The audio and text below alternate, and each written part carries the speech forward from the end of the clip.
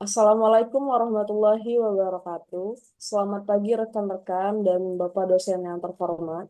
Perkenalkan kami dari kelompok 6 akan mempresentasikan hasil kerja kami yaitu review jurnal literasi digital. Saya Abelia Maisyahwaida sebagai moderator pada presentasi kami kali ini dan ada teman-teman saya Amanda Iza, Nabila Febrisa, Muhammad Alvarez, dan Nabila Sunia. Selanjutnya, apa saja definisi dan kerangka kerja literasi digital yang digunakan dalam tiga artikel tersebut? Jawabannya, pada jurnal 1, literasi digital mahasiswa menggunakan kerangka pengukuran literasi digital Kominfo. Yang pertama, definisi literasi digital yaitu keterampilan, pengetahuan, dan kebiasaan menggunakan teknologi digital secara aman, etis, produktif, serta mencerminkan nilai budaya bangsa. Yang kedua, adalah kerangka kerja literasi digital. Artikel ini memakai kerangka Kominfo yang membagi literasi digital menjadi 4 dimensi utama, yaitu digital skill, digital safety, digital ethics, dan digital culture.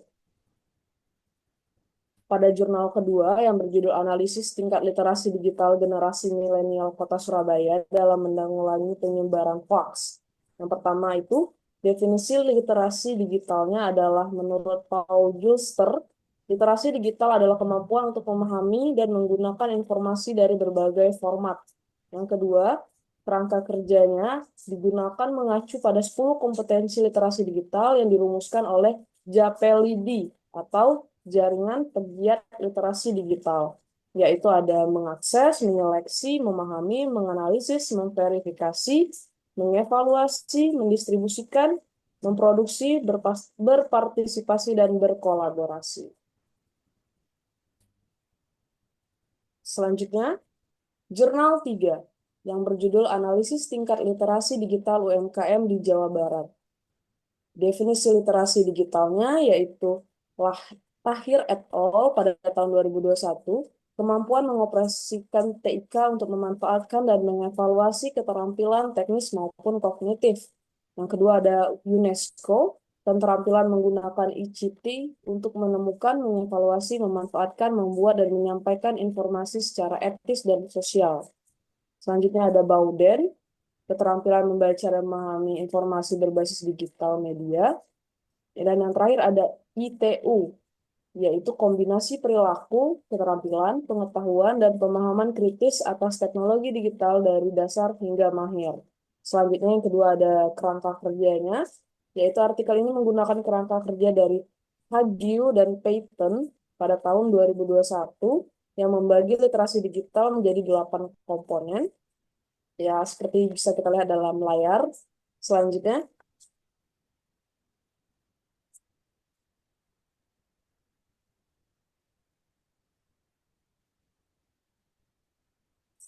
tuh, tuh. Aku ya, oke. Oke.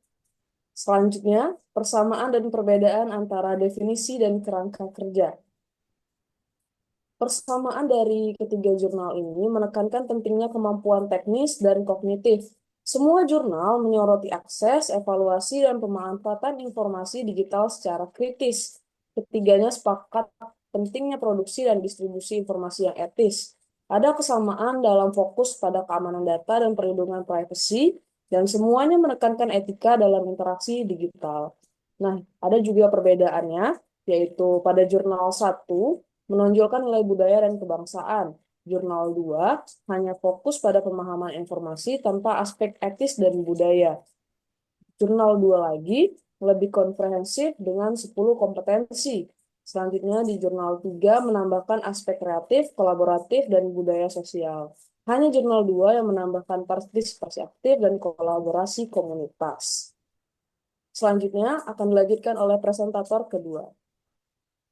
Selanjutnya di sini ada kerangka kerja mana yang paling sesuai untuk digunakan dalam penelitian literasi digital di Indonesia, yaitu kerangka Japelidi dari Jurnal 2 paling sesuai untuk penelitian literasi digital di Indonesia karena mencakup 10 kompetensi penting termasuk akses, verifikasi, kolaborasi, dan partisipasi aktif, meski kurang menekankan nilai budaya.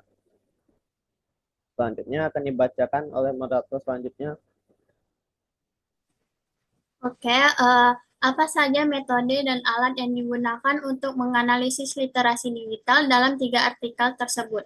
Di jurnal satu, metodenya penelitian kuantitatif deskriptif untuk menggambarkan tingkat literasi digital mahasiswa Starkey 2022-2023. Teknik pengumpulan datanya kuesioner online melalui Google Form dengan sampel 188 mahasiswa menggunakan proportionate stratified random sampling. Yang ketiga, instrumen. Angket berdasarkan dimensi literasi digital Kominfo, digital skill, safety, ethics, kultur dengan 31 butir pernyataan dan skala Likert. Pengolahan data. Data diolah menggunakan Microsoft Excel, mengelompokkan hasil ke dalam kategori sangat rendah, rendah, sedang, tinggi, sangat tinggi, dan disajikan dalam grafik dan tabel untuk analisis kuantitatif. Selanjutnya, di jurnal kedua, metode penelitiannya menggunakan kuantitatif dengan pendekatan explanatory untuk menjelaskan hubungan antar variabel. Hipotesisnya, tingkat literasi digital generasi milenial di Surabaya berada dalam kategori sedang. Teknik pengambilan sampelnya purposive sampling dengan 270 responden usia 15-19 tahun di Surabaya berdasarkan populasi BPS dan tabel Isaac dan Michael margin error 10%. Alat ukurnya kuesioner skala Likert 1-5 berdasarkan 10 kompetensi literasi digital dari Japelidi, mengakses, menyeleksi, memahami, menganalisis, memverifikasi, mengevaluasi, mendistribusikan, memproduksi, berpartisipasi, berkolaborasi. Alat analisis datanya skor rata-rata dalam presentasi dengan kategori literasi digital rendah 17% sampai 45%, sedang 45,1% sampai 73%, tinggi 73% sampai 100%. Selanjutnya,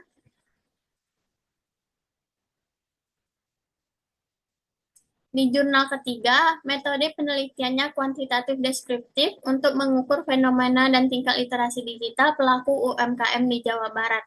Teknik pengumpulan datanya angket purposif kepada 47 pelaku UMKM dan data sekunder dari studi sebelumnya. Instrumen penelitian angket berdasarkan kerangka Hagu dan Pattern menyakup 8 komponen literasi digital dengan indikator khusus, functional skill and beyond 1 dan 2 butir soal, creativity 3 butir soal, collaboration 4 dan 5 butir soal, communication 6 dan 7 butir soal, the ability to find and select information 8, 9, 10, 11, 12 butir soal, critical thinking dan evaluation 12, 14, 15 butir soal, knowledge assembly 16, 17, 18, 19 butir soal, safety 20 butir soal. Teknik analisisnya, data dianalisis menggunakan grand mean dan diinterpretasikan dalam skala 1-5. Selanjutnya, bagaimana efektivitas dan efisiensi masing-masing metode dan alat tersebut? Jurnal 1, efektivitasnya metode kuantitatif, deskriptif, dan kuesioner online efektif memberikan gambaran numerik tingkat literasi digital berdasarkan kerangka Kominfo. Efisiensinya teknik proportional stratified random sampling, skala Likert, dan analisis dengan Microsoft Excel. Selanjutnya, di jurnal kedua, efektivitasnya metode kuantitatif explanatory, purposive sampling, kuesioner skala Likert, serta uji validitas dan reliabilitas efektif mengukur dan memastikan akurasi tingkat literasi digital generasi milenial. Efisiensinya penggunaan kuesioner online, purposive sampling, instrumen skala Likert, dan uji instrumen standar mempercepat proses pengumpulan dan analisis data. Di jurnal ketiga, efektivitasnya metode kuantitatif, deskriptif, dan angket efektif mengukur tingkat literasi digital berdasarkan kerangka kerja tervalidasi. Efisiensinya purposive sampling dengan 47 responden dan penggunaan skala Likert membuat pengumpulan dan analisis data cepat dan terstruktur. Metode dan alat apa yang paling sesuai untuk digunakan dalam penelitian literasi digital dengan konteks Indonesia? Pertama, metode penelitian kuantitatif deskriptif cocok untuk menggambarkan tingkat literasi digital pada populasi besar. Teknik pengumpulan data kuesioner online dan purpose sampling efisien menjangkau responden relevan. Instrumen penelitian, kerangka Kominfo, 4 dimensi sesuai konteks budaya Indonesia, dan terakhir alat analisis data Microsoft Excel dan GrandMin memudahkan pengolahan dan pengkategorian data. Selanjutnya akan dijelaskan oleh presentator keempat. Baik, selanjutnya ada temuan dan kesimpulan.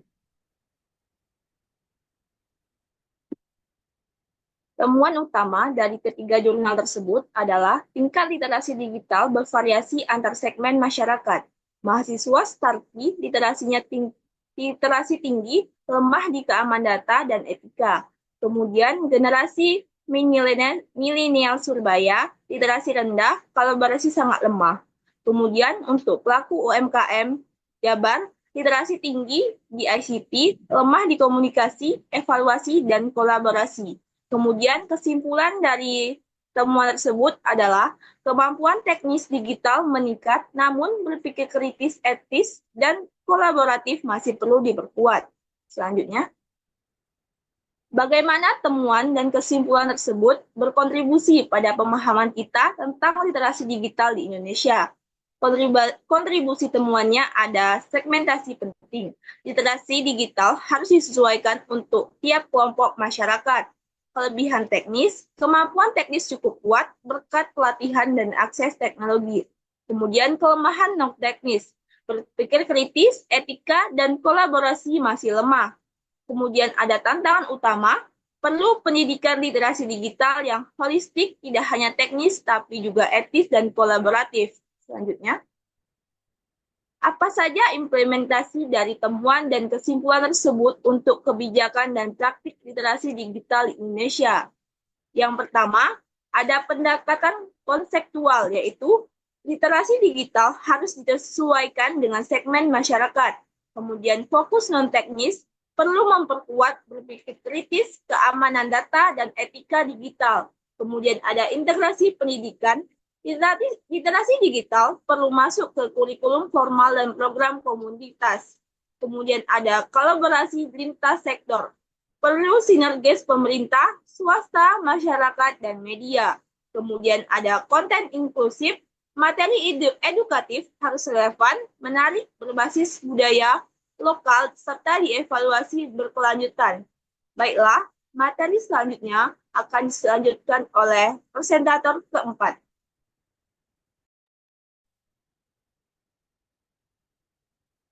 Selanjutnya adalah beberapa rekomendasi untuk penelitian literasi digital selanjutnya. Itu ada 5 poin. Yang pertama itu fokus pada literasi keamanan data pribadi sosial. Yang kedua, pengembangan model literasi anti-hoax yang relevan untuk remaja. Dan ada literasi digital berbasis kebutuhan UMKM. Yang keempat, dibanding lintas wilayah dan literasi.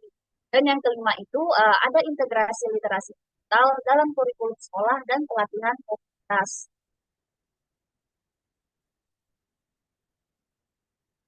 Dan selanjutnya itu, bagaimana hasil tinjauan literatur dan infografis dapat digunakan untuk meningkatkan literasi digital di Indonesia. Yang pertama itu menyederhanakan informasi melalui infografis. Kedua, meningkatkan kesadaran keamanan dan etika digital dengan infografis. Yang ketiga, mendukung pendidikan literasi digital dengan infografis sebagai alat mengajar. Yang keempat, mendorong kolaborasi dalam penyampaian kebijakan literasi digital melalui infografis. Selanjutnya itu implikasi dari penelitian ini untuk stakeholder seperti pemerintah, lembaga pendidikan, dan masyarakat.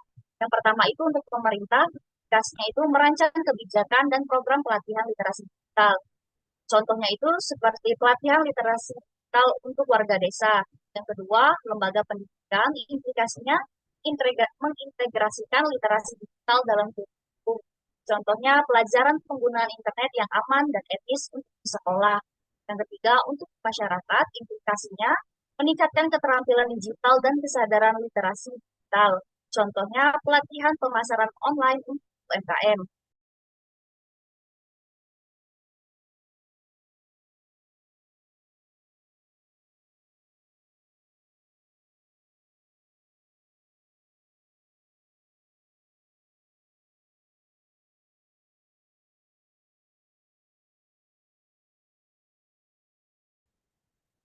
Sekian pemaparan dari hasil review jurnal literasi digital dari tim kami. Selanjutnya saya kembalikan ke moderator. Oke, terima kasih kepada para presentator yang telah menjelaskan materinya dengan baik. Dengan begitu, sekianlah presentasi kami kali ini. Jika ada kesalahan dan kekurangan, kami mohon maaf. Saya akhiri, wassalamualaikum warahmatullahi wabarakatuh.